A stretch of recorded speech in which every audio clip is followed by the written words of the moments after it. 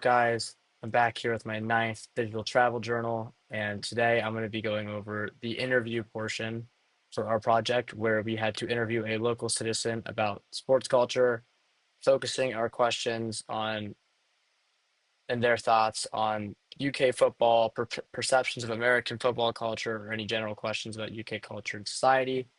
So I have two small interviews that I did on Saturday where I talked with um, I have his name and I can't remember it.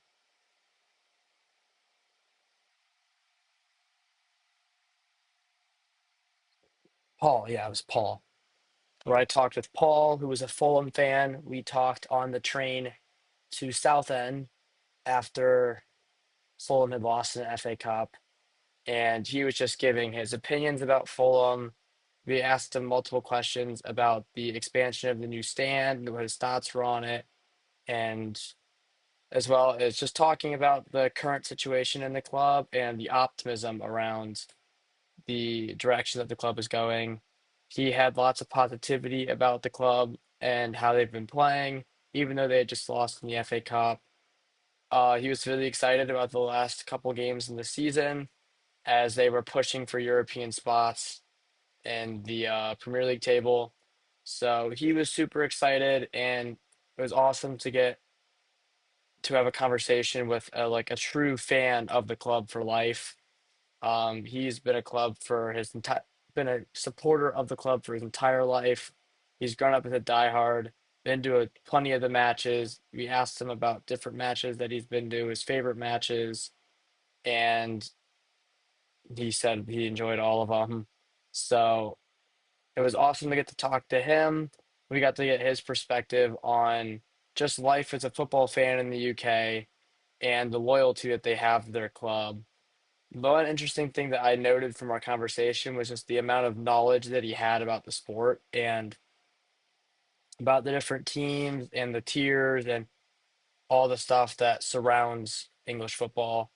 I was talking with a couple of the kids in our study abroad group afterwards, and we kind of elaborated to how in the US we have different sports knowledge on basketball and baseball and American football, European football, hockey, all these sports, but we don't really have extensive knowledge in maybe one of them, but just like a broad knowledge in all of them.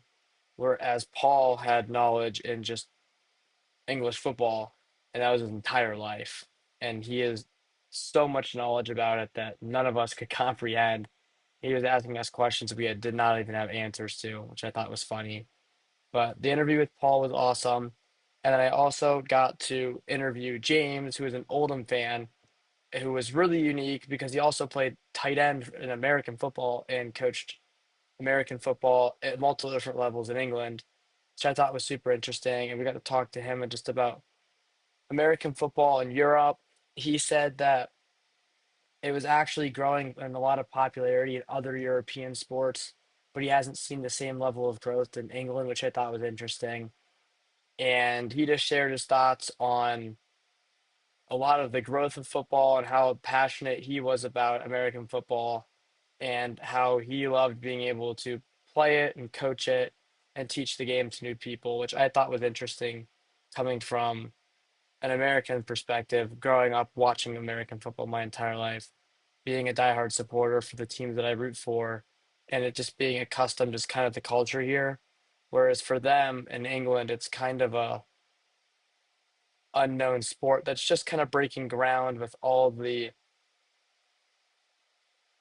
broadcasting and games being played in London and Tottenham Hotspur Stadium and Wembley. So getting to hear the interview, getting to hear a perspective of someone who actually played the sport in England and is a part of that process of trying to globalize the game, it was very interesting to get that perspective.